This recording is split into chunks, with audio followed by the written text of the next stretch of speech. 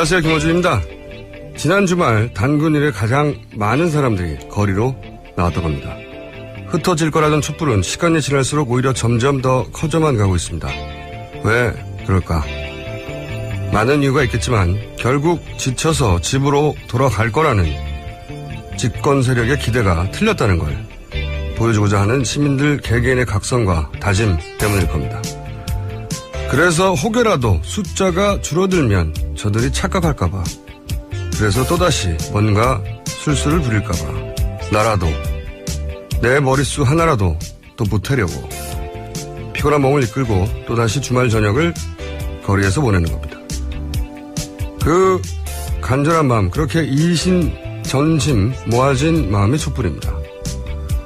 화면으로만 보셨던 분들은 한 번만이라도 잠깐이라도 동참해 보시길 권합니다. 그렇게 헌법 제1조가 법전에서 튀쳐나와 살아 역동하는 모습을 직접 보고 나면 알게 됩니다. 결국은 누가 이기게 될지. 그것은 생각이었습니다. 네, 첫 순서는 첫날부터 함께해온 송채경화 기자와 함께하는 시간인데, 송채경화 기자가 결국 한겨레 20일 안수찬 편집장, 저도 잘 아는 훌륭한 기자입니다. 편집장이 누구도 특혜는 없다는 이 엄정한 방침 때문에 새벽 4시 기상했다고요, 평소에? 하루 종일 풀타임 근무하고. 그런 하단 일정 때문에 2달 만에 케어가 됐습니다. 대통령보다 먼저 하야를 하고. 그래서 오늘 저희가 다음 브리핑 기자를 구할 때까지 임시로 저희 제작진 중에서, 마침 막내 작가 휴가를 가는 바람에 서열에 밀려서 김우광 PD가 강제로 발탁돼서 지금 도살장에 끌려온 표정으로 제 옆에 앉아 있습니다. 안녕하세요. 안녕하십니까. 네. 떨려요? 많이 떨리네요. 네. 제가 알 바는 아니고. 주말 집회 나왔습니까? 저는 취재 때는 부산에 내려갔었는데요. 부산에서 집회에 참여했습니다. 제가 지난 주말에 있었던 재밌는 일화 몇 가지 알려드릴게요. 한 60대 노신사가 지나가다 갑자기 저를 쳐다보더니, 네. 얼굴이 나시인가 봐요. 갑자기 쳐다보니, 뉴스 농장! 뉴스 농장이라고 외치시고 가셨고, 제가 수정해 드리려고 했는데 그냥 가버리셨어요. 네. 알려드리면 뉴스 공장입니다. 그리고 또 50대 아저씨 몇 분이 맥주 한 잔씩 하신다면 기분 좋게 지나가시다가 저를 발견하고 팔을 붙들더니 막 이름 생각 안 나는 거예요. 그래서 또, 하더니, 딴지일보 주진우!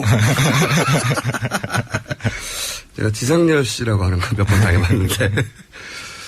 자, 어쨌든 결국 붙들려서 딴지일보 주진우로 사진 찍겠습니다, 제가. 네. 길에서 봤던 모든 분들 반가웠고요. 네. 긴장 좀 풀렸어요?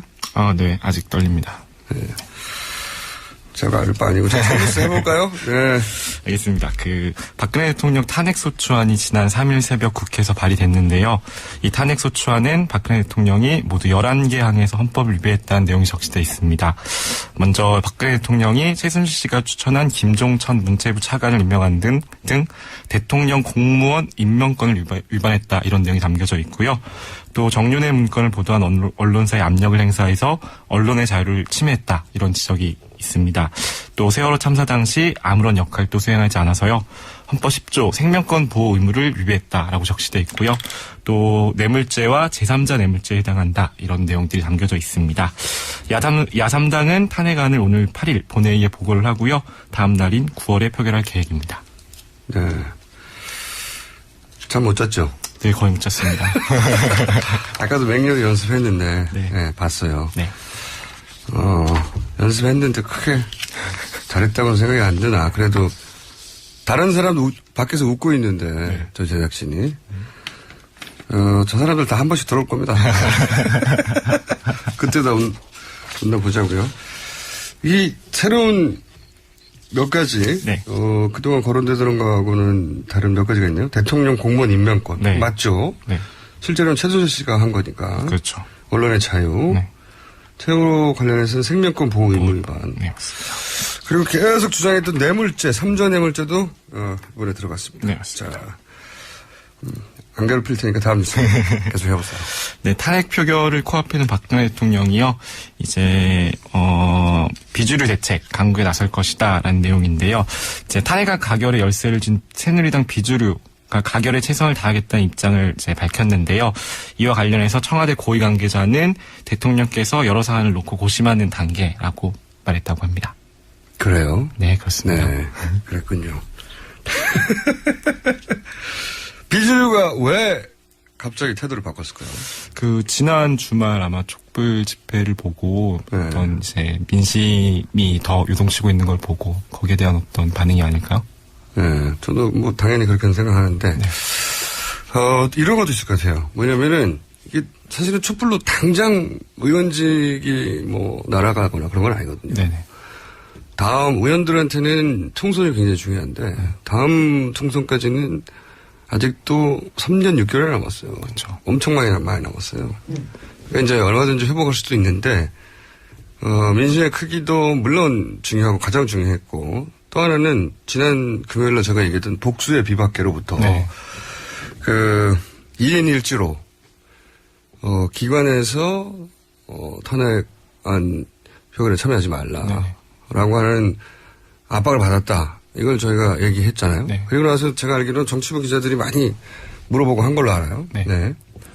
그리고 아마 비박계들끼리도 얘기를 해봤겠죠. 네. 아마도 뒤에서 네. 공식적으로 인정 못해도 혼자만 알고 있을 때는 뭐 의측됐는데 서로 혼자 겪은 게 아니라는 걸 알고 나서는 이 압박에 굴복하고 나면 네. 다 같이 죽는다. 그런 인식이 있지 않았을까 하는 저 혼자 개인적인 추정입니다. 네. 아직까지는 그래도 이제 언론에서 누가 어떤 이야기를 들었다더라. 여기까지는 보도가 나온 게 없는데. 네, 없더라고요. 네. 왜냐면 인정하는 게 자기 자신도 그런 압박에 굴복했다는 걸 네. 인정하는 게 되니까 쉽지는 않을 것 같아요. 근데 누군가 어떤 언론에서 하지 않을까 싶은데. 빨리 보도가 나왔으면 좋겠습니다. 코멘트를 한 겁니까, 지금? 네, 김우광 PD 첫 코멘트였어요. 밖에서 지금 박수 치고 좋아하고 있는데. 다음에는 제가 밖에 보이는 분들 중에 한 분, 네. 내일 다시 들어올 거기 때문에. 그만 웃어요. 자, 다음 주 전해주십시오. 이제 새누리당에서 이제 4월 박근혜 대통령 퇴진, 6월 조기 대선을 당론으로 정했잖아요. 왜 4월이냐, 하필? 네네. 왜 4월이라고 생각하십니까? 이제 새누리당도 당론으로 정했고, 조선일보나 중앙일보도 이걸 이제 가이드라인으로 제시하고 있는데요. 왜? 일단 4월 퇴진, 박근혜 대통령 4월 퇴진으로 못을 박으면요, 이제 대통령에게 불명예스러운 탄핵이 아니라 퇴진으로 사태를 마무리 지을 수 있다는 의견이고요. 또 민변 쪽에서 내놓은 의견을 보니까 이제 4월 말까지 박근혜 대통령이 대통령직을 유지하면 특검 강제 수사나 기소를 피할 수 있다, 이런 내용이 있더라고요. 이제 특검의 강제 수사를 거부하고 기소를 피할 수 있기 때문에 이제 대통령에게는 형사상 불소추 특권이 있잖아요. 그렇기 때문에 이제 특검과 국정조사 기간 동안 임기를 유지하면 박 대통령의 혐의가 대폭 줄어들 수 있다. 이런 내용 때문에 4월 퇴진을 주장하고 있는 것 같습니다. 뭐 일리 있는 이야기인데 저도 그렇게 생각하는데 특검이 언제 끝나는지 아십니까? 특검이요? 이제 12월 21일 날 수사가 제기가 되면 60일 동안 이제 1차로 하고 또 30일 더 연장을 해서 그래서 3월 말쯤. 공부 많이 했어요. 잘 못 짰습니다. 네, 맞아요. 3월 말까지니까 네. 이제 3월 말까지 대통령의 권한을 가지고 네. 뭐 복수의 비박계에게 압박을 했다는 게 굉장히 개연성 있는 전 뉴스라고 생각하는데 직접 네. 제보를 한 사람들이 있는 만큼 그러면 그런 것도 할 수 있는 거죠. 네, 여러 가지로. 그렇죠. 그런데 이제 대통령이 아니면 더 이상 부릴 수가 없잖아요. 그러니까 3월 말까지 특검이 끝나니까 그때까지 버티면 특검으로 인해서 본인이 예를 들어서 퇴임 이후 즉각 구속될 수도 있지 않습니까? 네. 그걸 어떻게 막아볼 수 있으니까 4월로 정한 게 아닌가. 그리고 이제 이 정도 시간을 주면 앞으로 이제 5개월이고 그리고 2달 후에 선거니까 7개월이면 어느 정도 새누리당도 전열 정비할 수 있다. 네, 대선을 앞두고. 그런 의미도 있겠죠. 네. 네. 자, 이 정도면 잘 해왔고요. 네. 좀 더 읽어보세요, 딴 거. 특검 관련해서 짤막한 소식 몇 가지 전달해 드리면요.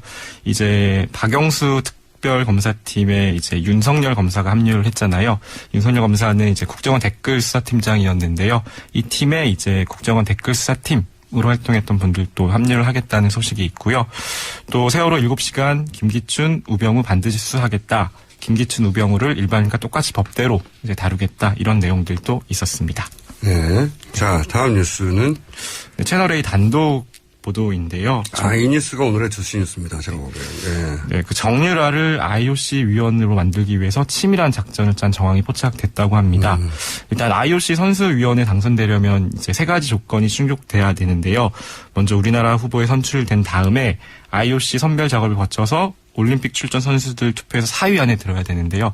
이 과정에서 이제 정유라를 위원으로 만들기 위한 여러 가지 작전들이 이제 짜여져 있었다고 합니다. 그러니까 우리나라에서 네. 후보 선출 1단계, 네, 2단계 네. IOC 선별, 3단계 네. 선수들 투표 4위 안에. 그렇습니다. 이 조건을 충족시킬 수 있다. 네. 근데 이제 정유라 선수가 뭐 세계적으로 유명한 선수도 아니고 올림픽 메달을 딴 것도 아닌데 어떻게 우리나라 후보가 돼서 IOC 선별을 거치고 선수들 투표 4위 안에 들 것인가. 네. 이게 가능이나 한 이야기인가. 네. 이게 일반인들은 이렇게 생각할 텐데. 네, 관계자들의 말을 좀 빌려봤는데요. 이제 만약에 이제 이런 정황대로 IOC 선수위원으로 정유라를 만들려고 했다면 제대로 움직였다면 불가능하지도 않다. 이런 것들이 관계자들의 코멘트였는데요. 일단 IOC 선별 작업 통과는 국제 인맥에 달려 있다는 내용입니다.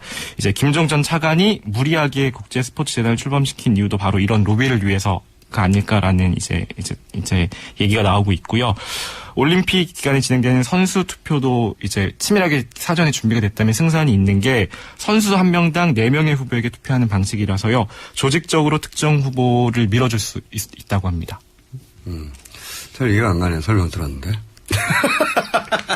그러니까 권력과 로비 그리고 조직력을 앞세워서 치밀하게 작전을 짰다면 정유라 IOC 선수 만들기 프로젝트가 전혀 불가능하지 않았을 거다라는 어떤 얘기인 거죠. 그런 정황들이 포착되고 있다. 이런 내용입니다. 첫째로 우리나라 IOC 후보가 되는 것은 어렵지 않았을 것 같고. 네네. 첫 번째로. 네.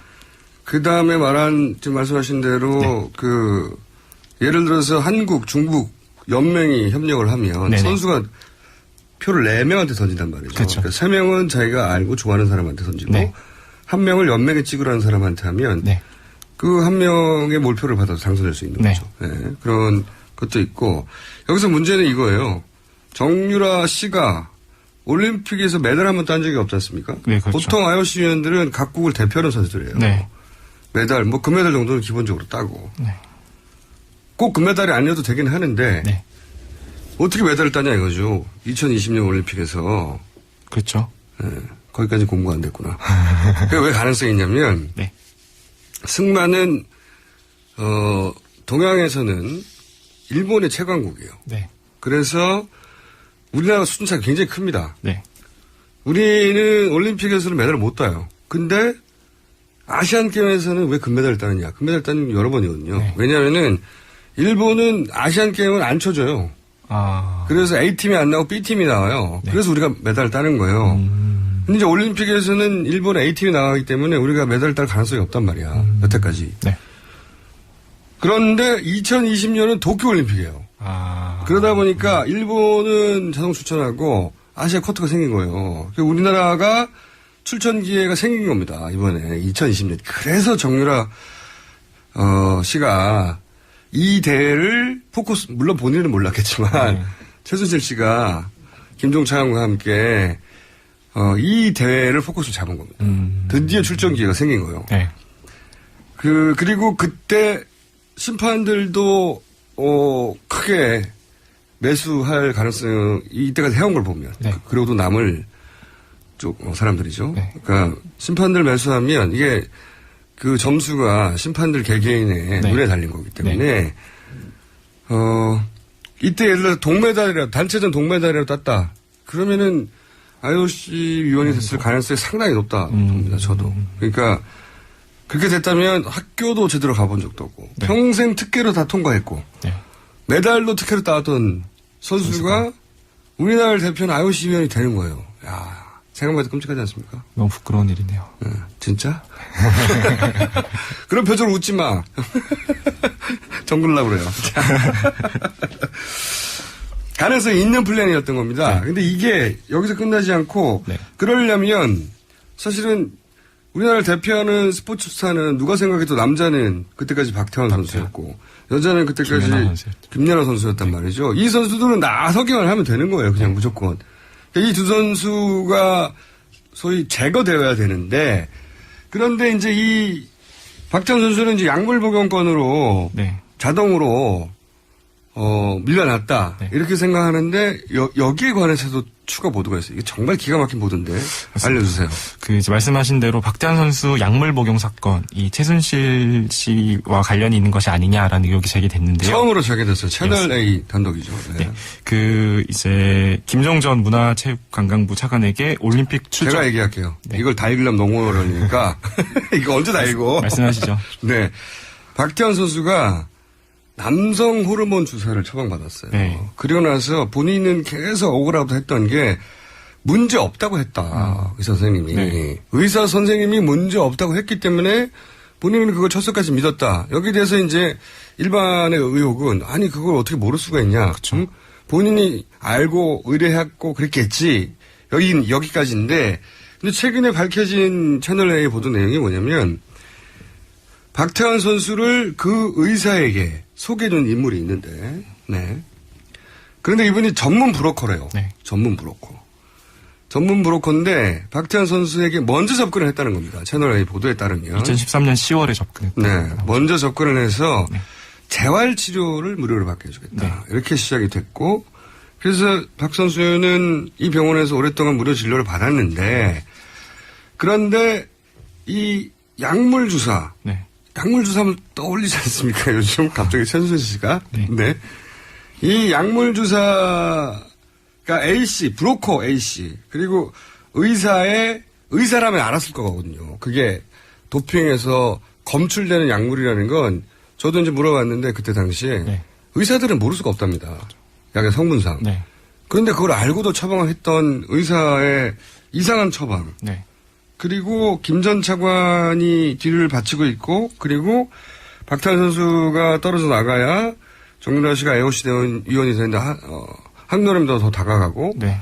이런 플랜들 속에 이 처방, A씨, 병원, 의사, 최순실 씨, 관련 고리를 지금 취재하고 있다. 그런 정황을 발견했다는 게 채널A 보도. 예, 아직 뭐, 확실한 물증은 아닌데, 듣고 보니 그런 개연성이 충분히 있을 법한. 네. 이때까지 최순실 씨가 해냈던 무수한 어려운 작업들에 비하면 이 작업은 선수 하나 보내는 건 그렇게 어렵지 않은 것 같아요. 그래서 아직까지는 명확한 물증이 나온 게 아닙니다. 네. 그런데 저는 이 대목도 특검에 포함돼야 된다. 검찰이 조사할 방침이라고 하니까요. 결과가 어떻게 나올지 좀 지켜봐야 될 것 같습니다. 그럼 구태의원 멘트 그만하고요. 특검에 포함돼야 한다. 네. 자, 제가 살살 괴롭혔어요. 김우광 PD 내일도 나옵니까? 그건 좀 제작진과 얘기를 좀 해볼까요? 제작진과 얘기를 해봐야 돼. 밖에 제작진들은 절대 안 된다고 손을. 기양 당한 거 계속. 네. 당분간 당하는 게 낫지 않겠는가. 자, 지금까지, 송채경화 기자 이후에 아직 저희가 후임을 구하지 못했습니다. 네. 열심히 구하고 있는데 쉽지가 않아요. 게다가 이제 막내 작가가 휴가를 가는 바람에 끌려 들어왔어요. 네, 김우광 PD 서열 꼴찌거든요. 현재. 막내 작가 바로 위인데. 지금까지 김우광 PD였습니다. 잘했어요, 이 정도면. 아, 감사합니다. 네, 얼른 나가주세요. 알겠습니다. 친애하는 국민 여러분 많이 하십니까? MB 만샤올리였습니다. 벌써 이제 12월이 됐습니다. 올해도 막 한 달밖에 안 남았다는 건데 시간 참 버뜩버뜩 또 가는 것 같습니다. 참만 빠릅니다.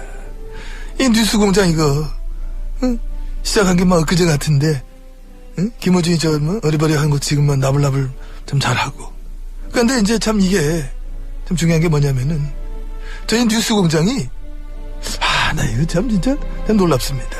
하루 다운로드도 500만 건을 막 돌파하고 어마어마하지. 드디어 팟빵 막 1등을 막 찍었습니다. 여러분 고맙습니다. 다시 한번 막 감사의 말씀 올립니다.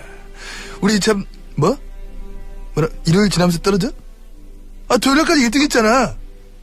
에이 이게 뭐가 중요하나. 1등 찍었다는 게 중요하지. 내가 뭐 찍었다고 했지만 유지하고 있다는 얘기 안 했잖아. 아, 근데 뭐야, 이거.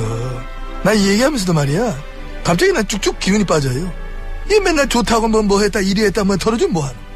내한테 밥을 떨어져, 떡이 떨어져. 응? 결정적으로 말이야. 전부 이게 MB 떡인데, 그걸 알아주길 하나 뭐하나 말이야. 암만 생각해봐도 이거는 순전히 내 덕이야. 내 없어봐, 이게 되나, 이게.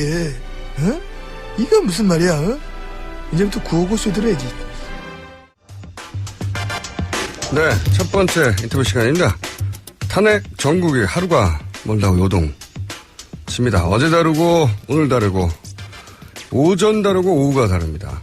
이 요동치는 전국의 한가운데, 정말 한가운데 계신 분 오늘 모십니다. 국민의당 박지원 비대위원장 전화 연결되겠습니다. 안녕하세요, 대표님. 예, 오랜만입니다. 안녕하세요. 네, 요즘 대표님도 고생이 많으시고 대표님 전화기도 고생이 많죠? 전화기 바꿨습니다. 폭탄 얼마나 받으셨습니까? 한 6만 건. 6만 건이요? 네, 문자만. 네. 문자만. 이게 대표님 최근 행보에 국민들이 좀 불만이 있었다는 거 아니겠습니까? 이 자리를 빌어서 그 문자 보내신. 최근 행보에 불만도 있었지만은, 네. 격려도 상당히 많았습니다. 비율이 얼마나 됩니까?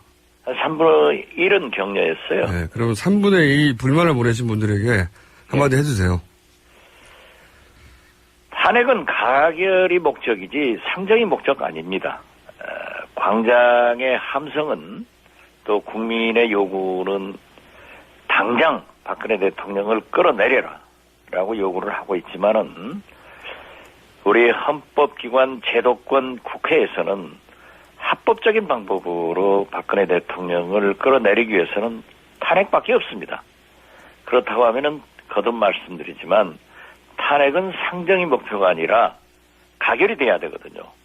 그런데 제가 12월 2일 표결은 부결된다. 그러니까 반대한 것을 마치 박지원과 국민의당이 탄핵을 반대한다라고 모 측에서 SNS를 통해서 확 번지니까 이게 뭐 저에게 쏟아졌지만은 함에도 불구하고 제가 이건 아니다.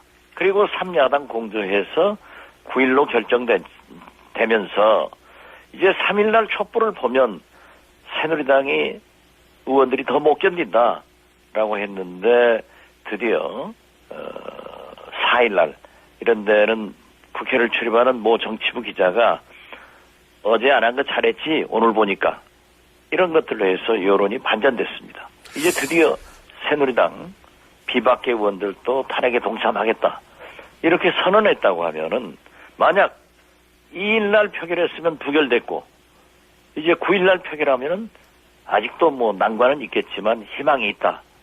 그래서 저는 오히려 박지원과 국민의당이 잘했다 하는 평가를 받게 되리라고 믿습니다.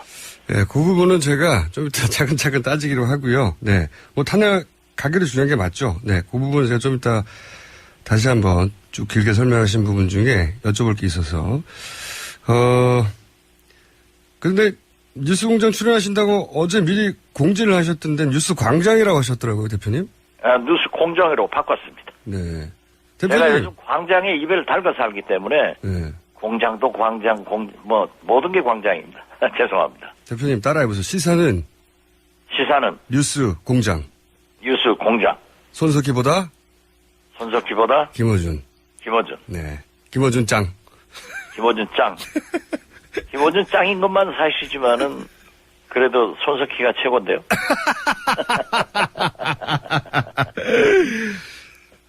그리고 또 제가 트윗을 저희 작가들이 뽑아줬어요. 봤더니 누구와 아주 가까운 걸 잘 압니다만 이렇게 쓰셨던데 누구를 말하시는 겁니까? 박영수 특검이요? 아니요, 그 출연 고지하시면서 누구와 가까운 걸 잘 압니다만 이렇게 썼어요. 김어준 총수가요? 네. 그건 세상이 다 알죠. 누구를 말하시는 겁니까? 그건 말하면은 김어준 총수한테 청취율 떨어져요. 아니, 저는 뭐 문재인 전 대표 비롯해서 야권 대권 후보들하고 다 가깝고 심지어는 반대쪽에 있는 홍준표 도지사하고도 가깝고 아니 대표님하고도 저랑 굉장히 친한데요. 안 친합니까 우리? 친하죠. 네. 그렇지만은 김어준 총수의 장점이 네. 뉴스를 쫓아서 뉴스 메이커들하고 친한 건 사실인데 그 중에서도 우리 국민들 모두가 누구하고 제일 가깝다 하는 것은 다 알고 있습니다. 그래서 X바다 이렇게 하죠. 대표님. 예. 대표님 제가 좋아하는 거 아시죠? 압니다. 예. 순발력, 협상력, 정보력 발군 아니십니까? 뭐 정치적 입장이 그때그때 달라도 전 참 대단한 분이라고 생각하는데 제가 이런 말 하면 좀 불안하시죠? 아니요, 괜찮아요. 괜찮습니까? 자, 그러면 한두 가지는 먼저 짚고 가보겠는데. 예, 그렇습니다. 아마도 그때부터인 것 같은데요. 대표님이 탄핵 동참하는 새누리당 비박계대로 정의로운 새누리당 하시면서 이 야권 지지자들이 요즘 뭔가 이상하다 생각하기 시작한 것 같은데 그때 왜 그러셨습니까? 그건 당연합니다. 왜냐하면은 거듭 말씀드리지만 우리 야권 표 가지고 200표가 넘어서 될 수 있으면 좋죠. 그렇다고 하지 그런데 그건 불가능하니까 산술적으로 28표가 필요한 거예요. 그렇죠. 그렇다고 하면은 그분들을 설득해서 탄핵에 동참시켜가지고 가결시켜서 박근혜 대통령을 끌어내리는데 목표가 있다고 하면은 험한 고개를 넘을 때는 악마의 손도 잡고 넘고 또 세계적 반공주의자인 영국의 처칠 수상은 히틀러와 싸워서 이기기 위해서 세계 최고의 공산주의자인 소련의 스탈린과 손을 잡아서 이겼습니다. 네. 그렇기 때문에 우리는 최우선은 박근혜 대통령의 탄핵이 있다고 하면은 그분들은 이미 박근혜 대통령을 떠나고 있었거든요. 네, 네. 그렇다고 하면은 사람은 모두가 잘못할 수 있습니다. 그걸 반성하고 국민에게 사과하고 그리고 제 길을 간다고 하면은 그게 제일 좋죠. 그래서 저는 그러한 표현을 하면서 사실 한 40여 표 내지 60여 표까지 근접을 시켰잖아요. 이때 노력을 할 때는 박지원 외에는 아무도 없었습니다. 대표님. 누가 있었어요? 예, 대표님이 노력하신 건 잘 알고 있는데요. 예. 근데 이제 비박계를 탄핵에 동참시키기 위해서 그렇게 유연하기 위해서 달래고 그러신 거라는 말씀이신데 근데 이제 비박계가 거대한 정치 세력 아니겠습니까? 이게 좀 달랜다고 해서 자기들한테 이익이 안 되는 걸 동참하겠습니까? 제 말은 탄핵이 본인들에게 보수. 예. 보수 새누리당의 네. 가치관의 목표는요. 네. 수권 이익입니다. 그렇죠. 돈입니다. 네. 그렇기 때문에 그분들은 분열을 하기 위해서 하고 생각을 해도 손해나는 짓은 하지 않거든요. 그러니까요. 제 말은 탄핵이 정치적으로 유리하다고 판단했으니까 온 거 아니겠습니까? 기본적으로. 아니 그렇더라도 당신은, 예. 유리하다고 판단했다고 하더라도 계속 설득해야죠. 지금 말이죠. 어제 비박계가 탄핵에 동참하겠다. 하지만은 조건이 있거든요. 야당과 대화를 안 한다고 하면은 이제 우리 야당은 절대 안 한다 이거죠. 누구처럼 저는 안 한다고 해가지고 몰래 가서 만나는 짓은 안 해요.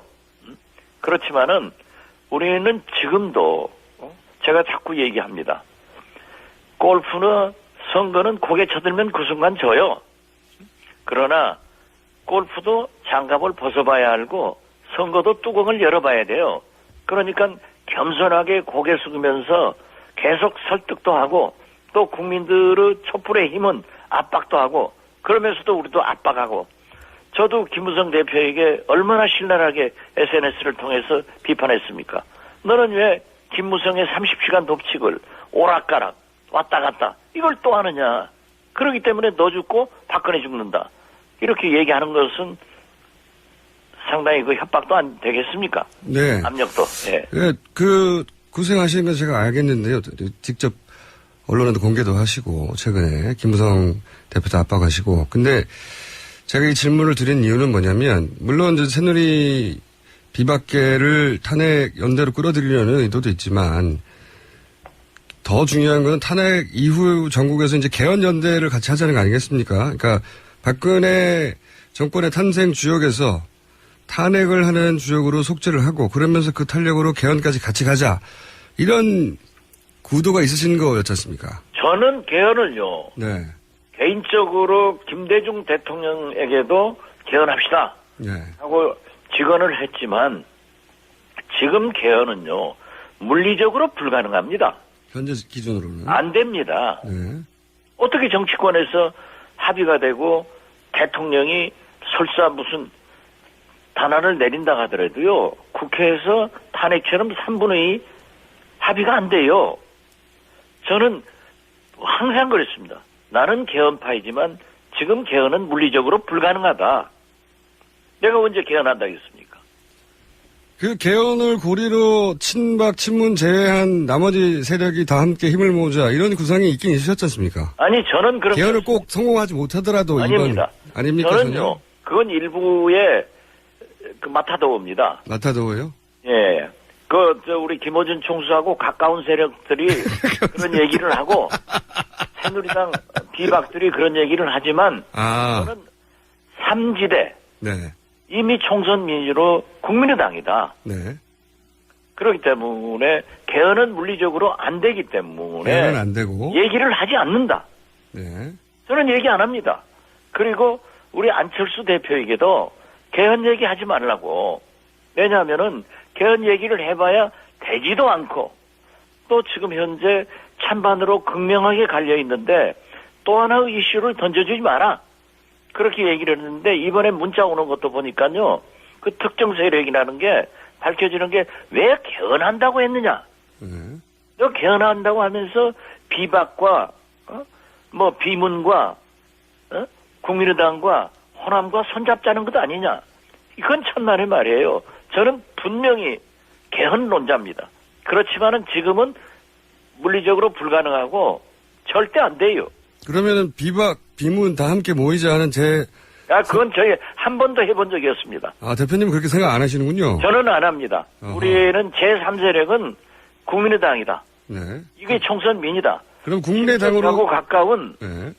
손학규 대표에게도 정운천 총리 등 또 비문계 여러 의원들하고도 만났을 때 심지어 김종인 전 대표하고도 만나서 얘기를 하면서 그건 불가능하다.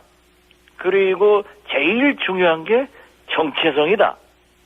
네. 제가 박지원이가 언행을 잘못하면은 이 박지원의 책임으로 돌아오는 것이 아니라 돌아가신 김대중 대통령 DJ 몫으로 돌아가기 때문에 저는 그런 거 안 한다. 심지어 말이죠. 저에게 총리를 얘기하고 박지원이 총리 가는 것 반대하지 않겠다. 라고 어느 측에서 저한테 왔더라고요. 네. 그래서 내가 그랬어요. 야, X야. 그래, 하나가 한광옥 갔는데 박지원까지 박근혜 대통령 품으로 돌아가면은 돌아가신 김대중 대통령께서 어떻게 하겠느냐? 우리 이호 여사님이 금년에 95인데 어떻게 건강을 유지하겠냐? 저는 일거에 거절했습니다. 저 그런 짓 안 합니다. 그러면은 김무성 전 대표를 비롯한 비박계에서는 이제 친박, 친문, 나머지는 다 모여라. 이 움직임이 제3지대라는 식으로 설명을 했는데 그 움직임에는 동참을 안 하실 생각이십니까? 안 합니다. 예. 그래요? 그리고 그들이 얘기하는 것을 내가 가서 얘기하지 말라고 할 수도 없어요. 그러면 저의 워딩을 한번 들어가서 보세요. 알겠습니다. 그러면요. 제3지대는 이렇다. 그러나 너희들이 개별적으로 국민의당에 오고 싶으면은 정체성을 인정하고 잘못을 반성하고 와라. 그렇게 하는 겁니다. 국민의당의 정체성에 동의해서 국민의당에 입당하는 비박계야 개별적으로 받아들일 수 있다. 이런 말씀이신 거죠? 그것은 자기들이 한 일에 대해서 반성하고 대국민 사과하고 우리의 정체성을 인정한다는 것을 공개적으로 천명하면 된다. 그렇죠. 그런 거기까지는 좋습니다. 네. 그러면은 국민의당에 입당하지 않고 제3지대라고 하는 그런 지대에 머무는 다른 비박계하고는 대선 때 연대 안 하십니까? 그런 거 없습니다, 아직. 아직은 없으십니까? 아직 없고요. 앞으로도 없습니까? 대선 때도 그러한 것은 물론 그분들이 도와주겠다. 어떤 사람도 도와주겠다고 하면은 아니 왜 웃으세요? 제 말씀 들어보세요. 웃지 마시고 그렇게 몰아가지 마시고 몰아가지 않고 들어보겠습니다. 도와준다고 하면은 개별적으로 도와주라 이거예요. 개별적으로. 그렇지만 어떤 세력의 연대 이건 하지 않죠. 만약에 비박계 전체가 우리하고 국민의당 전체하고 이렇게 한다. 세력 대 세력 통합을 한다. 또는 연대를 한다.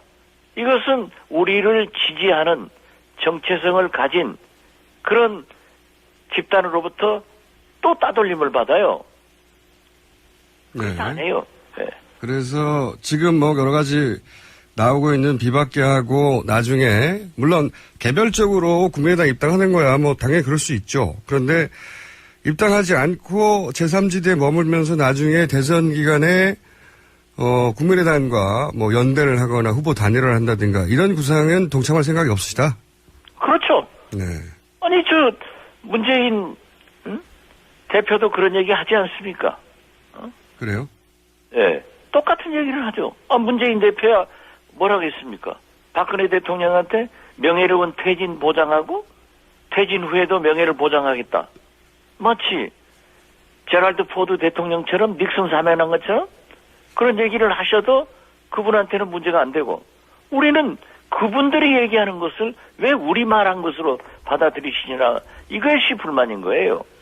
그럼 김무성 전 대표하고도 그냥 개별적인 탄핵 연대지 나중에 뭐 제3지대나 이런 개인적인 그런 집단 대 집단 세력 대 세력 간의 연대는 없는 거네요? 네, 없죠. 네. 네.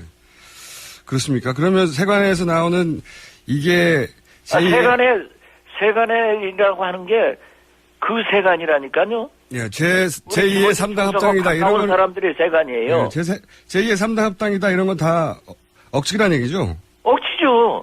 예, 그렇군요. 그러니까 우리 정체성을 인정하고 과거의 잘못을 반성하고 대국민 사과를 할 때는 우리가 할 수 있지만은 예. 그것도 세력과 세력으로 했을 때 우리에게는 더 큰 이름이 있기 때문에 안 한다 이거죠. 그렇군요. 그러면 거꾸로 민주당하고는 연대합니까? 야당끼리는? 나중에? 민주당하고도 지금 현재는 하지 않습니다. 그러나 야권이라고 하는 것은 예. 필요에 따라서 공조를 하고 국민의 힘으로 가능할 수도 있을 거예요. 국민의 힘으로 가능할 수도 있다. 그렇죠. 그러면 그 야권에서 지금도 이번에 네. 이 탄핵 정국에서도 국민의 힘으로 저는 인정을 합니다.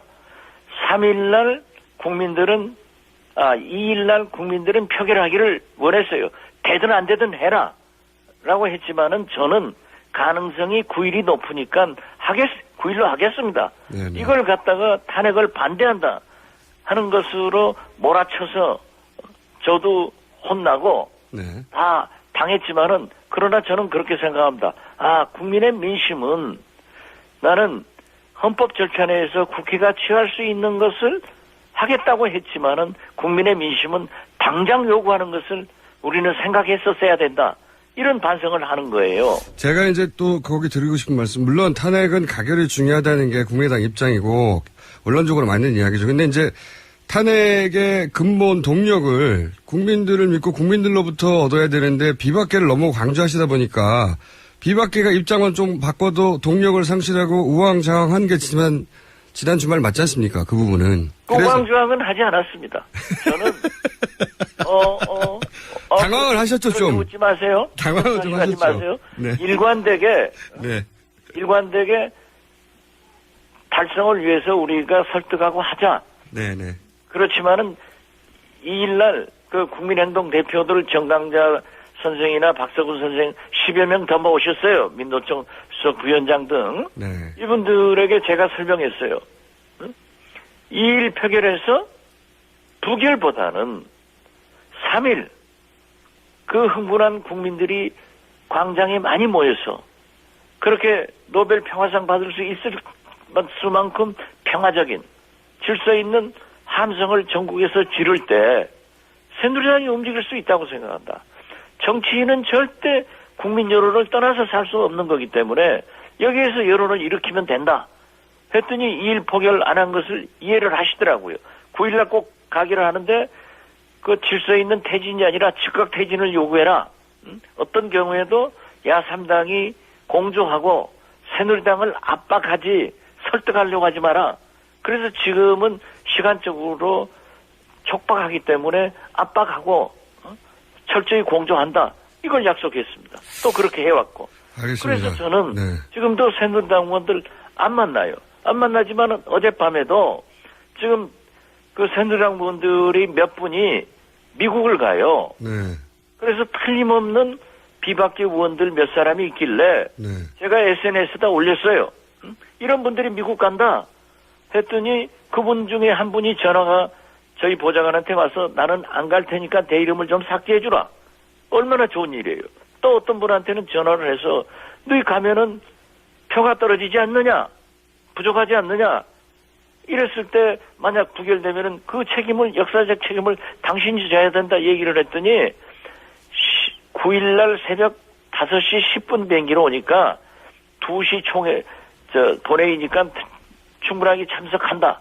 그리고 가서 친박계 의원들을 설득해가지고 올 테니까 꼭 지키고 어떤 경우에도 박근혜 대통령은 절대 퇴진하지 않을 사람이니까 강하게 압박해달라. 이런 효과도 거양했다고요.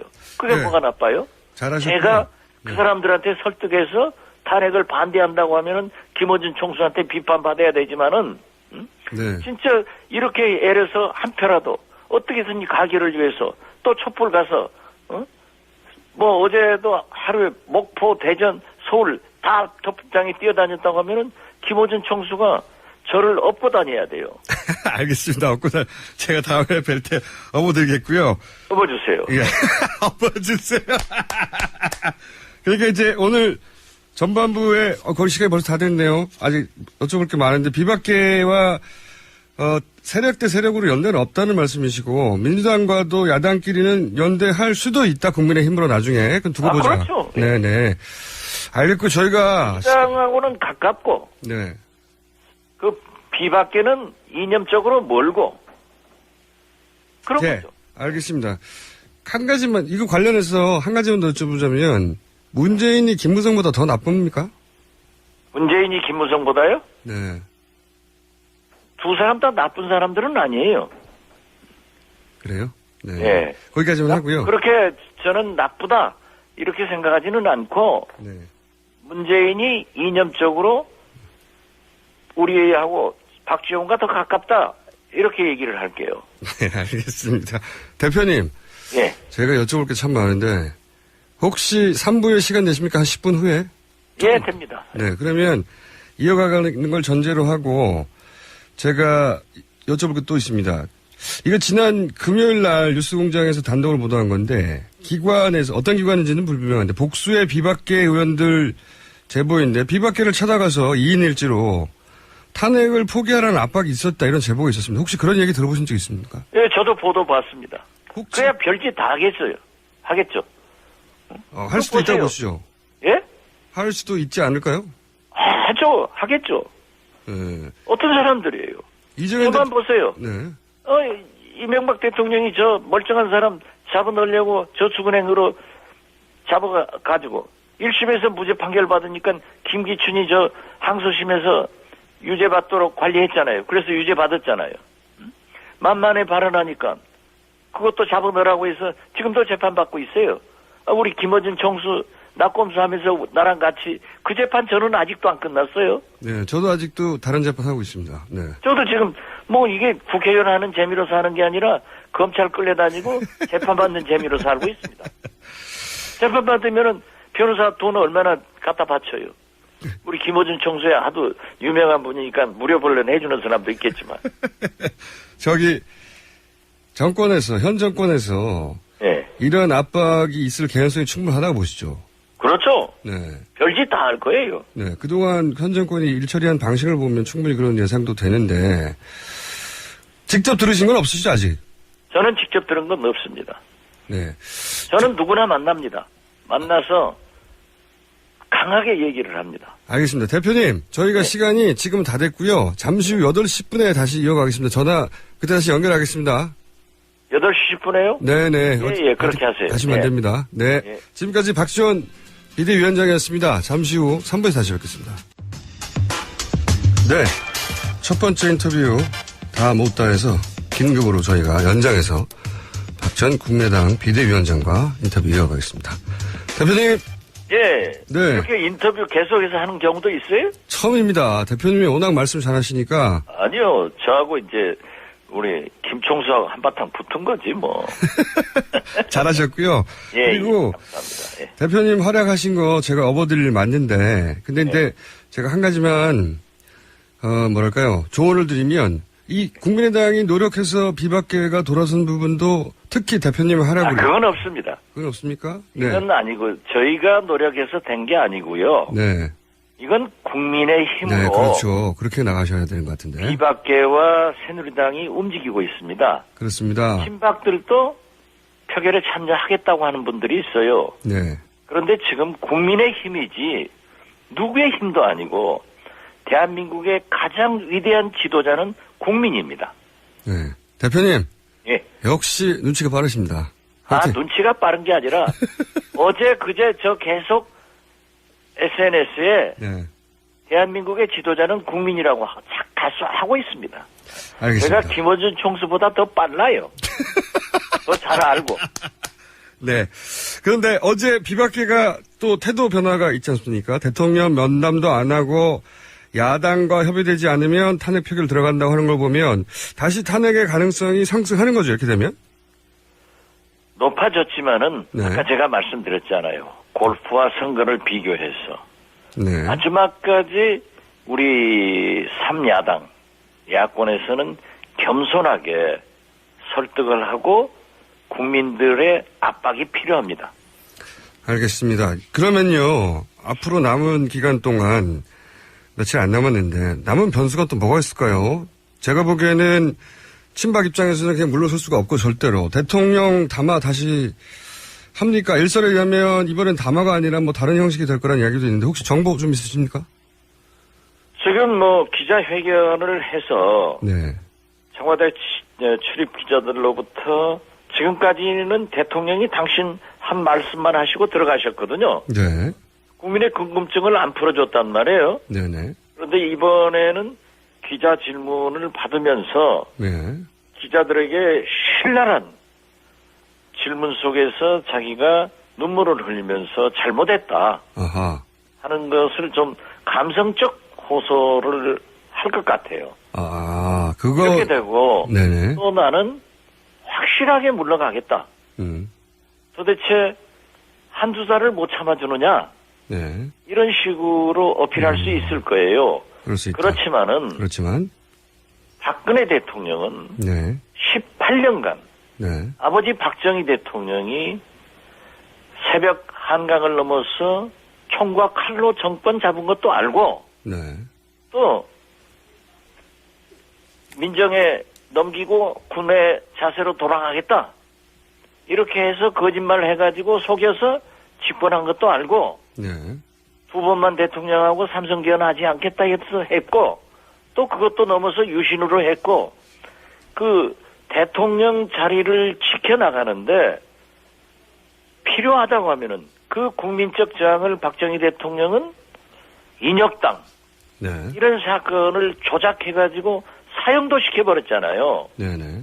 그리고 그의 경호실장 차지철은 국민들이 시위가 나니까 탱크로 한 200만 밀어버려도 됩니다. 이런 말을 거침없이 하는 것을 듣고 자란 분이에요. 그래서 누구보다도 네. 수성의 귀재입니다. 네. 그래서 어제 저하고 통화했던 아주 가까웠던 친박의 핵심이었다가 지금은 비박으로 돌아서신 분도 네. 어떤 경우에도 저한테 그래요. 대표님, 절대 박근혜 대통령은 안 물러가니까 야당이 속지 마십시오. 그래서 제가 그랬어요.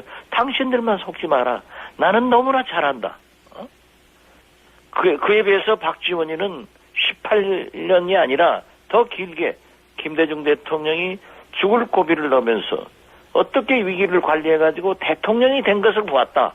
그래서 나는 이 박근혜 대통령의 수성에 대해서 어떻게 빠져나가야 이길 수 있다는 것을 알기 때문에 우리 걱정하지 말고 당신들 자꾸 좀 설득해라. 했더니 미국 가서 친박 몇 사람들은 이름 대면서 여기도 가능하다 해서 우리는 그런 걸 하지 절대 박근혜 대통령은 못 믿고 이번 주에도 또 한 건 낼 겁니다. 알겠습니다. 그러면 또 비박이 비틀거리거나 새누리당이 비틀거리면 그건 국민들로부터 진짜 철퇴를 맞는 거죠. 알겠습니다. 그러니까 대통령이 어떤 카드, 예를 들어서 후대에 당하는 모습을 보여줘서 동정 여론을 불러일으키는 그런 전략을 쓰더라도 국민의당은 무조건 탄핵 찬성하시는 입장인 거죠? 국민의당은 이제 아닌 말로 애들 말로 죽어도 고족 죽어두고, 예. 예. 자, 근데 대표님이 오늘부로 비대위원장 임기가 만료되고 김동철 의원이 비대위원장 되는 거죠?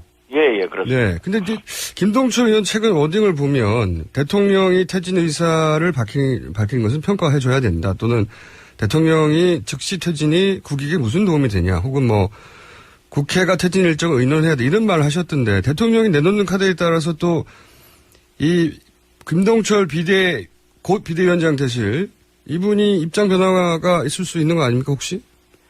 뭐 저는 장담은 못하지만 네.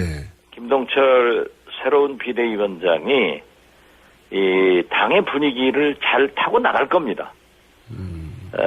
그리고 예를 들면요. 3차 담화 발표를 했을 때 제가 충청도에 있었어요. 네. 그러면서 우리 당 의원들에게 TV 생중계를 보고 바로 논평을 해라.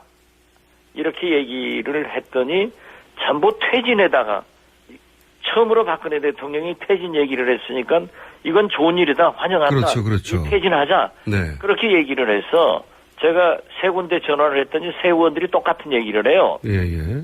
상당히 중진인데 거기에는 물론 우리 김동철 신임 위원장도 포함되죠. 네. 국민의당 내부에서. 그랬더니 똑같은 얘기를 해요. 예. 그래서 야 이건 퇴진 안 한다는 소리야. 예, 그렇죠. 우리한테 함정을 파서 덫에 넣는 거야. 그러니까 이건 세게 치고 들어가. 그랬더니 그거 아니라는 거예요.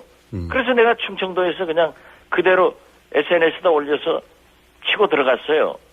그래가지고 제가 도착해서 그때가 2시 반 담화인데 4시에 의원총회를 하니까 뭐 몇 의원들이 그래요. 왜 대표가 정치 구단이라 의견도 안 들어보고 토론도 없이 그렇게 치고 나가느냐 하면서 저한테 불평을 하더라고요. 그래서 제가 그랬어요.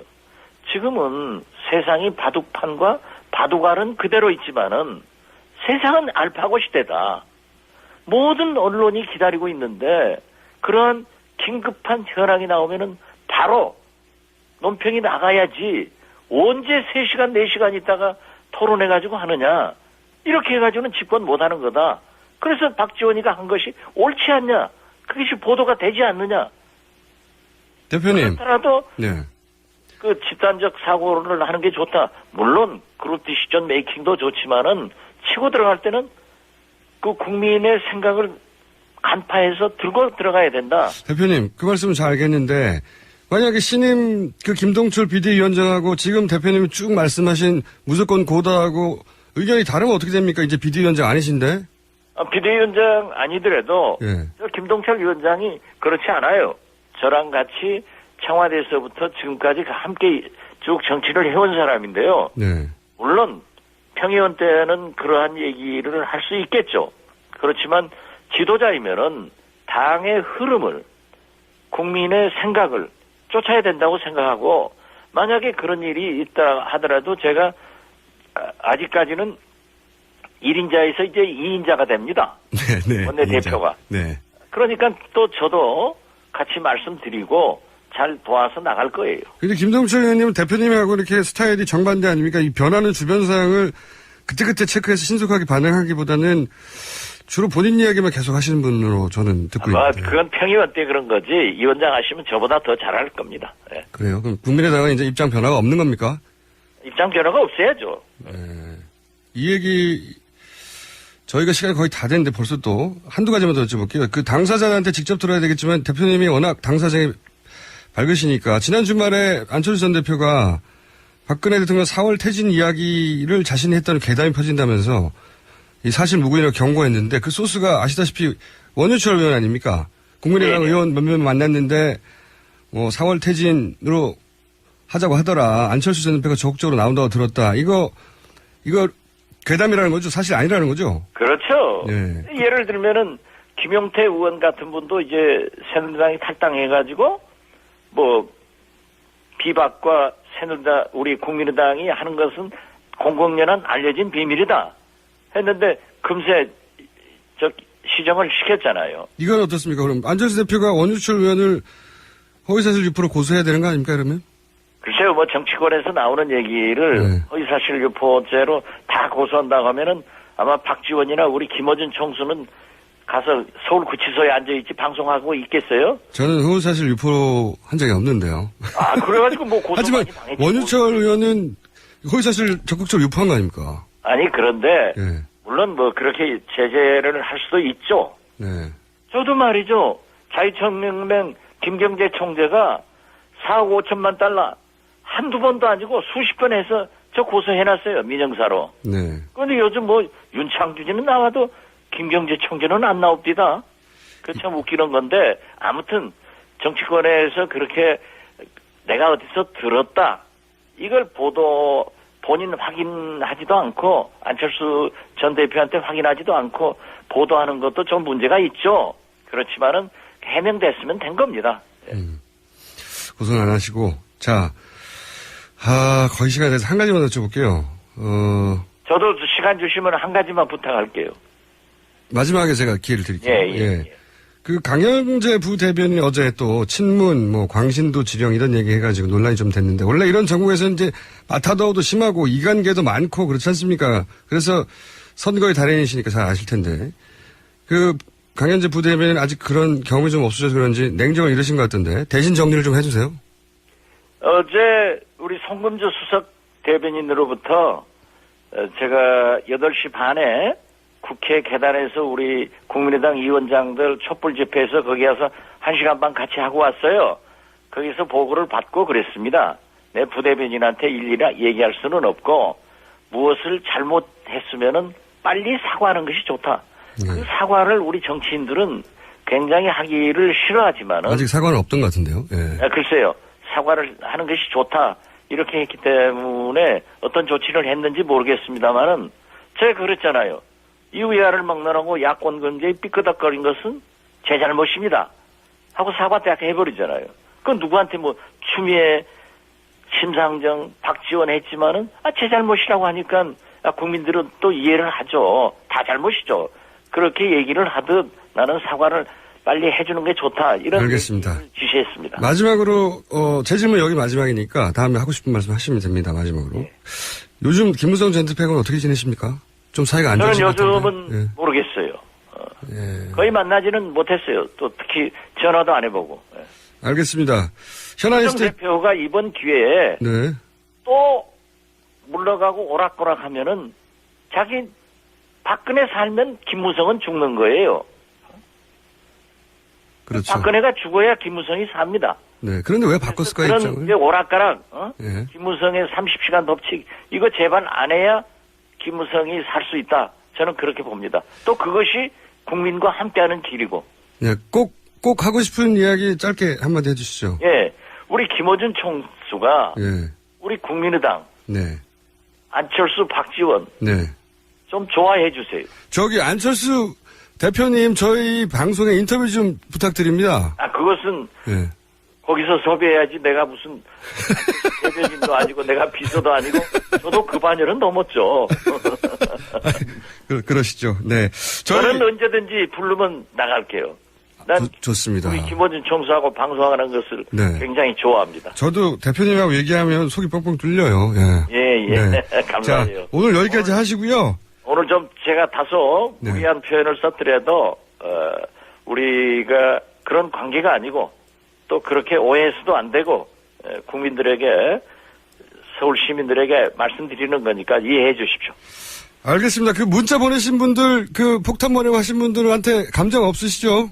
예, 뭐 무슨 감정이 있겠어요. 오히려 고마우시죠? 아니, 예. 저한테 그렇게 많이 보내준 것은 그만큼 저에게 관심이 있다는 거죠. 네. 욕을 하는 것도 뭐 제가 트위터 같은 거 SNS를 굉장히 열심히 하잖아요. 네. 많은 비판받지만은 국민들이 나를 이렇게도 욕하는구나. 그걸 알게 되고 뭐 예를 들면 내 눈이 좀 불행한 걸 가지고 그런 것을 가지고 얘기를 하거나 아니 저희 아버님이 독립유공자고 저도 빨갱입니까? 그런데 뭐 할아버지 때부터 아버지 박지원까지 3대 빨갱이다. 이런 것은 제가 용납하지 않죠. 알겠습니다. 대표님, 제가 예. 오랫동안 인터뷰했지만 오늘 참 당황 많이 하셨는데 그래도 이 정도면 대표님이니까 통과한 겁니다. 이 정도면. 감사합니다. 예. 네. 예. 다음엔 스튜디오에서 직접 뵙겠습니다. 감사합니다. 예, 감사합니다. 네. 지금까지 국민의당 박지원 비대위원장이었습니다. 네. 오늘 세 번째 인터뷰입니다. 요즘은 정말 오전 다르고 오후가 다른 정국입니다. 대통령 3차 담화 후 4월 퇴진이라는 대통령 입장 표명만 있다면 탄핵은 불필요하다라고 했던 새누리당 비박계가 다시 한번 입장을 정리했습니다. 정병국 의원 전화 연결해 자세히 들어보겠습니다. 안녕하세요, 의원님. 예, 안녕하세요. 정병국입니다. 네. 그 언론에서는 3차 담화 직후에 탄핵은 사실상 물 건너갔다 이런 분석이 대부분이었는데 어제 비상시국회에서 다시 입장 정리를 하셨죠. 어떻게 정리됐는지 좀 소개해 주십시오. 다시 입장 정리한 것은 아니고요. 네. 명백하게 여야 합의된 합의가 가능한 안을 내라 하는 거고요. 네. 그리고 저희들은 그 안의 결과 여부와 상관없이 일단 탄핵에는 참여를 한다 하는 입장이고요. 네. 처음서부터 7일날 안이 발표가 되면, 퇴임 일자가 발표가 되면 여야 합의해라 하는 게 저희들 요구였거든요. 네. 근데 일단은 야당이 합의를 거부했고, 그렇기 때문에 저희들이 제시했던 4월, 6월 안은 또 이제 그것을 당 지도부에게도 제출을 했던 거거든요. 네. 근데 당 지도부에 제출을 했던 것은 그것을 기준으로 해서 협상을 해라. 그 협상 카드를 줬는데 아직까지도 제대로 협상이 안 됐던 거죠. 결과론적으로, 네. 예. 여야 합의가 사실상 가능성이 없는 것 같은데 그렇다면은 대통령이 이번 주에 무슨 조건을 내걸든 일단 9일 탄핵은 표결에 참여하고 그리고 어제 참석했던 분들은 탄핵 표결에 찬성표를 던진다 이렇게 이해됩니까? 그것은 제가 속단할 수는 없고요. 그런데 예. 네, 물론 개개인들이 알아서 하겠지만 어제 분위기를 제가 예. 여쭤보는 건데. 예. 예, 분위기는 상당수가 그런 의사들을 비췄어요. 알겠습니다. 그러면 야당 성향표가 이탈표가 없다는 전제하에서도 한 29표가 더 필요한데 어제 참석 인원이 딱 29명이었습니까? 예, 그렇습니다. 어제 참석한 사람이 29사람이었었고요. 예. 근데 참석 인원은 매번 저희가 회의를 할 때마다 한 5명 정도는 왔다 갔다 했었거든요. 근데 그 참석 여부가 네. 그걸 꼭 참여하는, 그러니까 탄핵에 찬성하느냐 안 하느냐 결정을 하는 것은 아니고요. 예. 예, 저희가 일반적으로 이 모임에 참여하는 멤버는 약 40명 정도가 됩니다. 그렇군요. 그러니까 참석하지 않았지만 이 결정에 동의하는 분들이 더 있다는 말씀이신 거죠? 예, 그렇습니다. 네. 근데 이제 무기명 투표라고는 하지만 이 탄핵 반대하는 사람들, 그러니까 친박 입장에서는 아예 탄핵 찬성하는 사람들은 투표장에 가지 말라고 해버리면 그러면 가는 사람은 자동으로 탄핵 찬성이 되니까 사실상 새누리당 입장에서는 가는 사람은 찬성이다. 그래서 기명 투표가 돼버리고 이런 식의 압박도 하지 않을까요?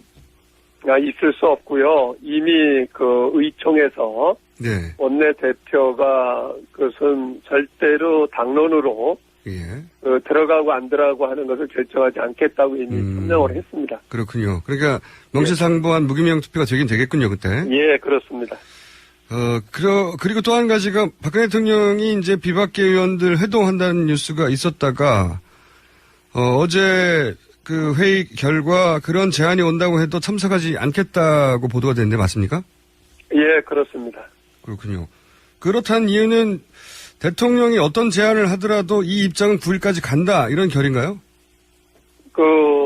일단은 지금 이 시점에서 대통령이 3차 담화를 통해서 국회로 네.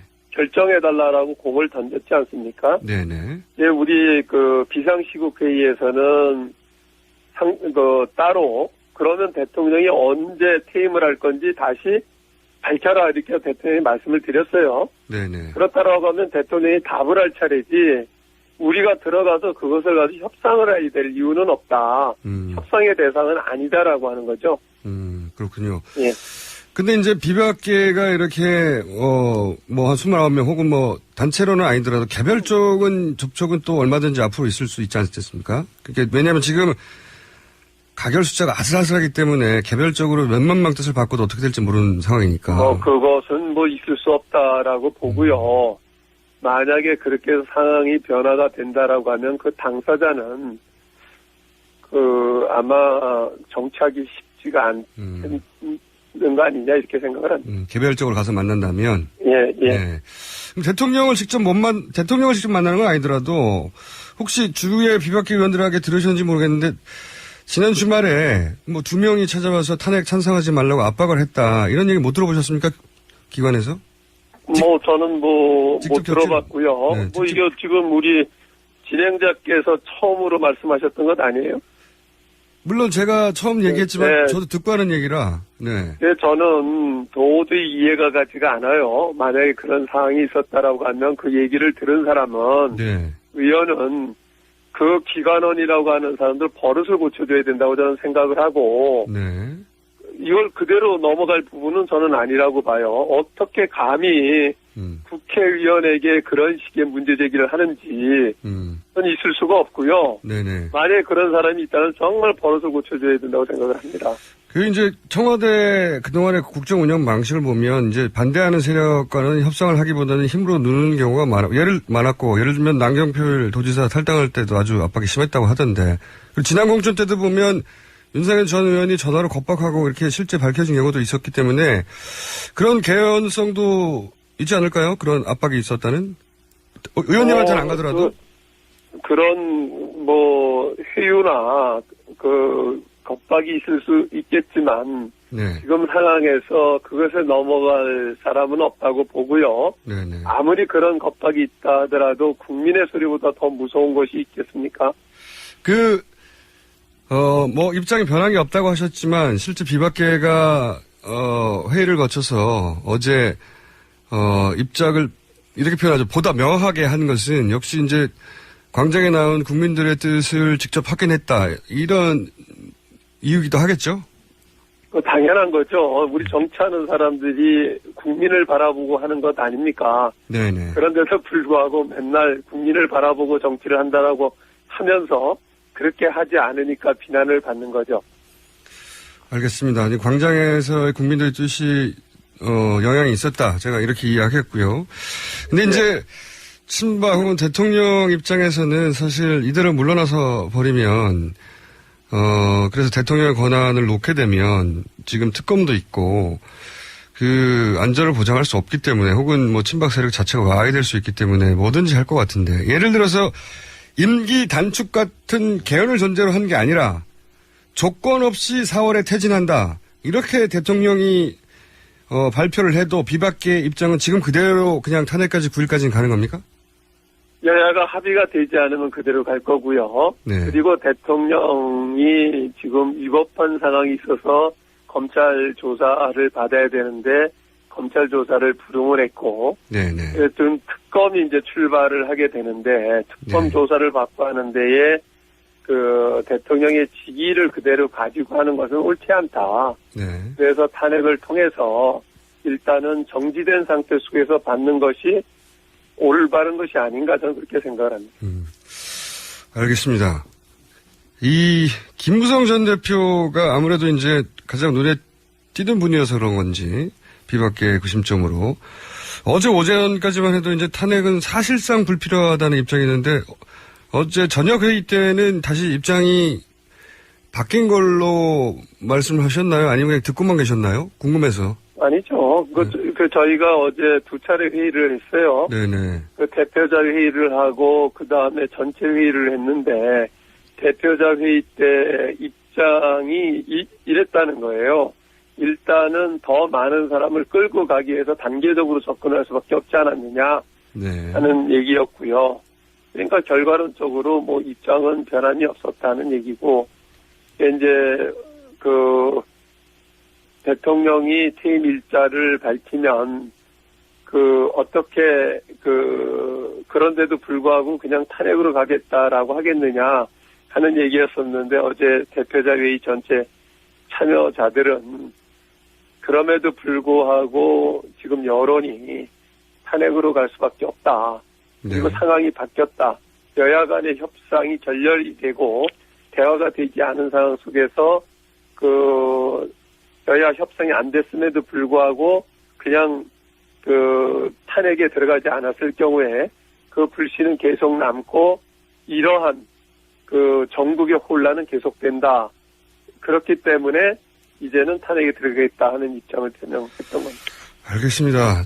저희가 이제 오전 다르고 오후 다르고라고 얘기했는데 실제 그렇지 않습니까? 요즘 워낙 많은 사건이 1년에 한두 번 터질 게 하루 이틀 간격으로 터지니까요. 예, 그렇습니다. 네.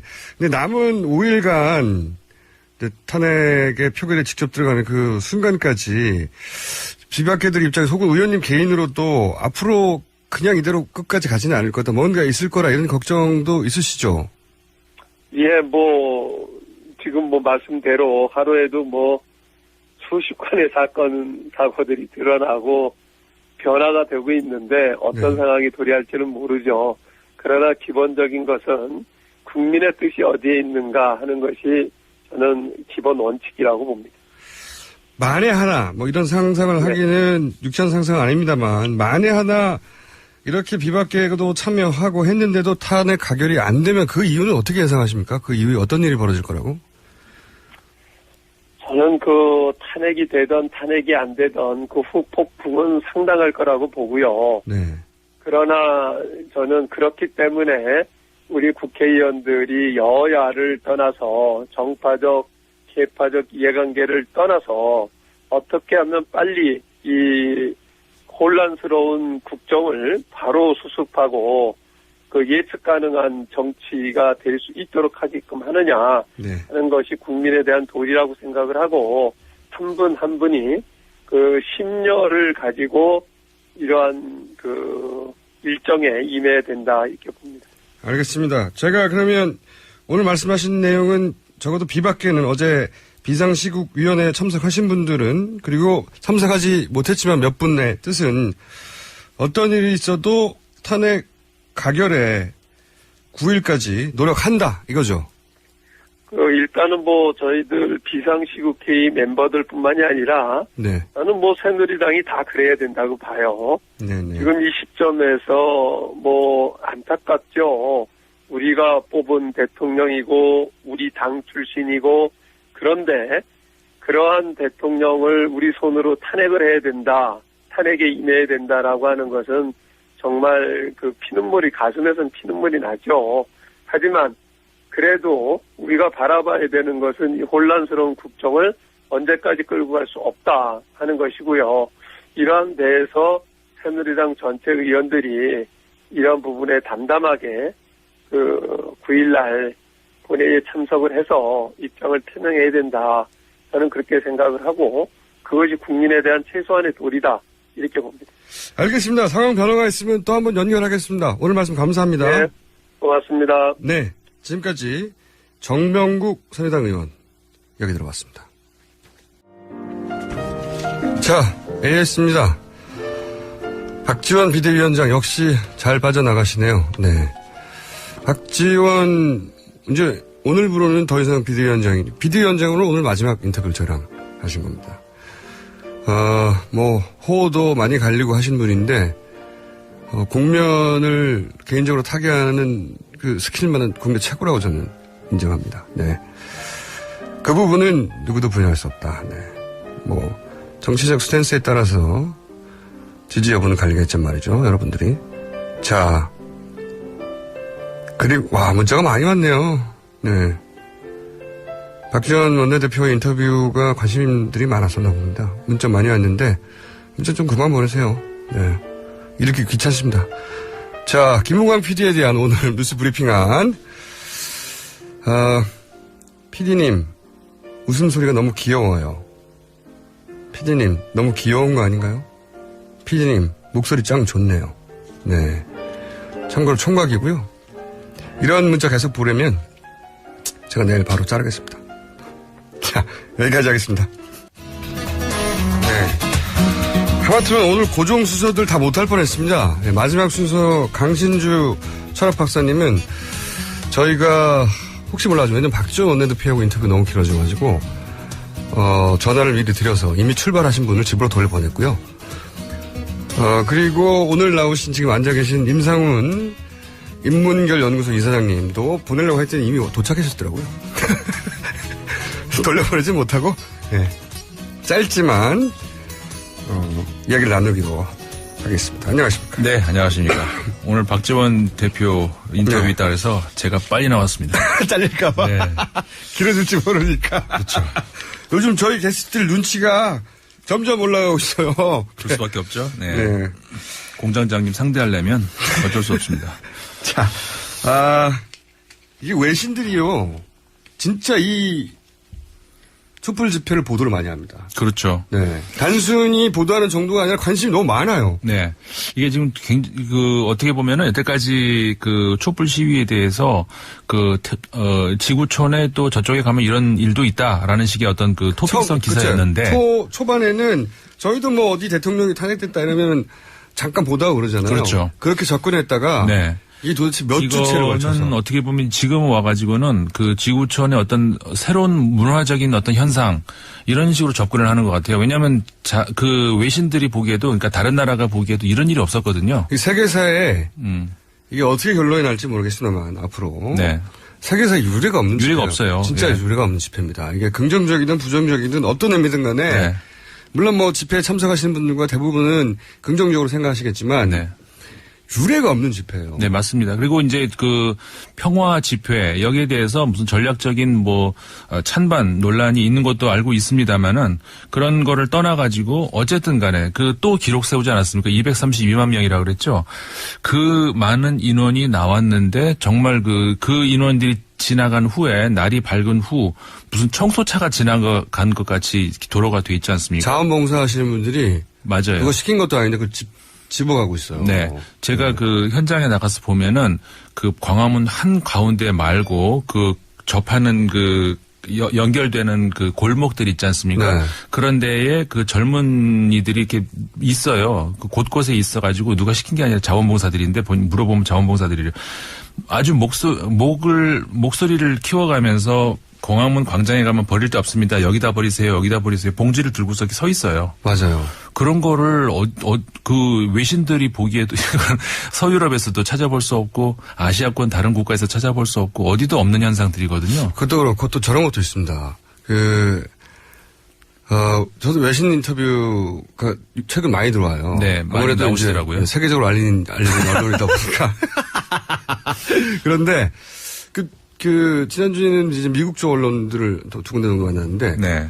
물어보는 게, 첫 번째 물어보는 게, 왜 그러냐. 비리는 어느 나라에도 있는 거 아니냐. 네. 일단 이해를 못 하고요. 왜 이 정도 규모인가. 네. 두 번째로는 이 정도 규모인데 왜 시간이 지나고 점점 늘어나냐, 사람들이. 집회라는 게 어느 나라가 그렇습니다. 처음에는 크더라도 시간이 지나면서 줄어들어요. 그건 너무 당연한 거거든요. 그렇죠. 왜 자꾸 늘어나고 왜 이렇게 많이 모이느냐. 이 두 가지를 제가 제 나름대로 충분히 설명을 했는데 네. 그래서 완벽하게 이해를 못 하더라고요. 뭐라고 설명하셨는데? 유창한 영어로. 아니 우선 그거죠. 예를 들어서 네. 트럼프가 만약에 이해를 못하길래 비유를 들었어요. 트럼프가 알고 봤더니 본인을 상징하는 모든 것들이 다 가짜였다. 예를 들어서 뭐 알고 봤더니 무슬림이었고 알고 봤더니 게이였고 알고 봤더니 한 푼도 없었고 알고 봤더니 본인이 했던 모든 멘트가 다른 사람이 써준 거였고 알고 봤더니 그 점성술사가 시키는 대로 했고 그런데 그 사람들끼리 다 해먹었다고 생각해봐라.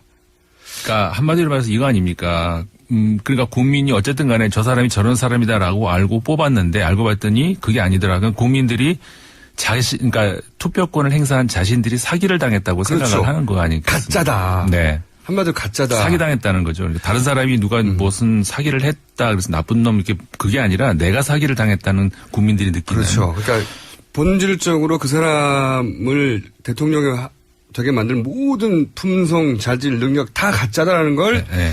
그게 너무 여실히 드러나서 한순간도 더 이상 견딜 수가 없는 거다. 이게. 네네. 그래 약간 이해가 갈랑말랑하는 표정을 짓길래 아직도 이해 안 가면 당신이 문제라고 제가 홍군형을 내줬습니다. 그러셨어요.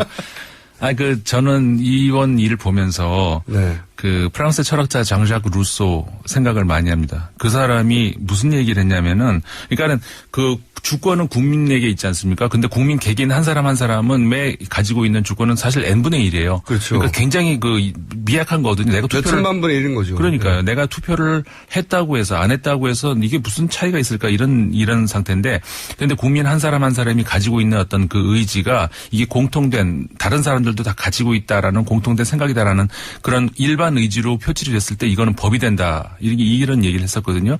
지금 우리나라 국민들이 느끼고 있는 것이 바로 지금 내가 느끼고 있는 내가 국가를 위해서 확신하고 있다는 이게 모든 사람들이 공유하고 있다라고 하는 그런 확신으로 그러니까 한마디로 말해서 이게 우리나라의 일반 의지다. 국민의 명령이다라는 주권 행사를 하고 있다는 확신을 가지고 있다고 생각을 해요. 그러니까는 아까 말씀하신 것처럼 매주 사람들이 늘어나잖아요. 그러면 예, 저도 매주 나가긴 하는데 원래 제가 이게 몸을 움직이는 거 굉장히 싫어하거든요. 네. 근데 매주 토요일이 되면 오늘 나가야 되겠다 생각을 해요. 피곤한데도 불구하고 왜 그러냐면 저 오픈에도 짧게 얘기했지만 혹시 착각할까봐 저쪽 사람이 줄어들면 착각할까봐 나 머릿수 하나 보태고 잠깐 와야지. 실제 뭐 저는 몸이 체력이 저질이라 잠깐만 보태고 옵니다. 그런데 그런 마음이 저만 있는 게 아닌 거예요. 그렇죠. 다들. 사실 저도 지난 토요일 같은 경우에는 몸이 굉장히 피곤했습니다. 못 나갔어요. 네. 잠이 부족하고 그래서 몸이 피곤 못 나가려고 했는데 못 나가려고 했는데 저희 부모님이 80이 넘으셨거든요. 네. 두 분이 나가셨더라고요. 도저히 제가 안 나갈 수가 없었습니다. 그래서 저도 나갈게요. 그러고 나갔어요. 그런 분들이 지금 우리 부모님뿐만이 아니죠. 한둘이 그러니까요. 아니죠. 원래 이런 집회가 익숙하지 않고 그렇죠. 또 연세이신 분들은 저건 혹시 뭐 과격 시위 혹은 뭐 종북 세력 이거 워낙 오래 들어왔기 때문에 네. TV만 보시고 뭐 멀기도 하고 생업도 있어서 그렇기도 하겠지만 못 나오시는 분들이 있어요. 네. 아직도 꺼려지는 분들. 한번 잠깐 와서 보고 가시면 이 에너지가 네. 이게 마음에 와 닿아요. 그렇죠. 네, 마음에 제가 와 아까 닿아서 말씀드렸던 외면할 수가 없어요. 국민들의 일반 의지라고 하는 것이 이런 것이구나라는 것이 바로 그 현장에서 느껴지실 겁니다. 네, 그래서 저는 대통령을 지지했던 지지하지 않았던 지금 전국을 어떻게 바라보던 꼭 한번 경험해 봐야 되고 이건 틀림없이 역사책에 나올 장면이거든요. 물론이죠. 예, 전 세계에서 몇 주 동안 보도하고 있어요. 점점점 보도를 더 많이 합니다. 줄어드는 게 아니라. 일면 기사로 나오고요. 영국의 이코노미스트 같은 경우에는 큰 기사 2개가 일면으로 해가지고 바로 이건 한마디로 말해서 그러니까 아까도 말씀드렸던 것처럼 지구촌의 하나의 그 21세기 문화 현상이다. 이런 식으로 적분에 들어가는 그런 보도들이 점점 늘어나고 그렇죠. 있습니다. 조금씩 이해가면서 네. 그리고 아마 차후로도 다른 나라에서 대통령이나 권력자들에서 불만이 생기거나 그렇죠. 문제가 있을 때 이 모델을 따라할 그렇죠. 것이고. 그래서 제가 말씀드린 아까 문화 현상이라는 거 아닙니까? 네. 그래서 제 생각에는 역사책에 나올 장면이니까 안 보시면 너무 억울한 거예요, 사실은. 그렇죠. 다른 것도 떠나서 꼭 나와 보셨으면 하고 이렇게 얘기하다 보니까 시간이 다 끝났어요. 외신들 뭐 여러 가지 있었겠죠. 네. 많이 있습니다만 어쨌든 제가 요약해서 그렇게 전해드린 거로. 제목만 한두 가지 그러면 전해주세요. 그럼 제목 정도만. 아까 말씀드렸던 건 이코노미스트 그런 기사 나왔었고요. 미국의 네. 블룸버그 통신 같은 경우도 그 한국의 후퇴하는 정부, 그다음에 전진하는 시민사회 간의 싸움이다. 이런 기사가 나왔고요. 그 제목도 멋있습니다. Soul of Soul. 그러니까 뒤에 서울은 이제 이 서울이고 소울은 영혼이고 Soul of Soul. 파이팅 오브 서울 이런 기사가 나왔는데 거기서 이제 그래 한국 사회의 그 최근 20세기의 몇십 년 동안의 그 경험을 했던 그 언론인으로서 이번 사태 같은 경우에 보면은 아까 말씀드린 것처럼 그 한국에서 볼 수 있는 두 문화, 그러니까 후퇴하고 있는 한국 정부, 그다음에 앞으로 전진하고 있는 시민사회 간의 싸움이다. 이 싸움에 누가 승자가 될 것인가가 앞으로 한국에서 한국의 미래에 굉장히 중요한 그렇죠. 어떤 뭐 결과가 될 것이다. 이런 보도가 또 나왔었습니다. 좀 또 거창하게 얘기하자면 사실은 우리 손으로 근대를 맞이하지 못하고 네. 독립도 사실은 식민이었다가 다른 나라의 도움으로 된 거 그렇죠. 아니겠습니까? 네. 그러니까 제가 바라보는 관점 중에 하나는 이게 우리 손으로 우리 근대를 맞이하는 첫 번째 제대로 된 맞습니다. 네. 그런 결과를 두고 봐야 되겠습니다만은 네. 결과에 따라서는 그렇게 역사에 실릴 수도 있겠네요. 역사책에 실릴 장면이니까 꼭 한 번씩 가보시기 바랍니다. 네. 지금까지 딱히 보도에 준비해 온 거를 이렇게 전달을 못하고 그냥 잡담을 시간을 하고 주세요. 그럼 시간을. 임상훈 의원이었습니다. 감사합니다. 네, 감사합니다. 저도 같이 물러가야 되겠습니다. 지금까지 김어준이었고요. 내일 다시 뵙겠습니다. 안녕.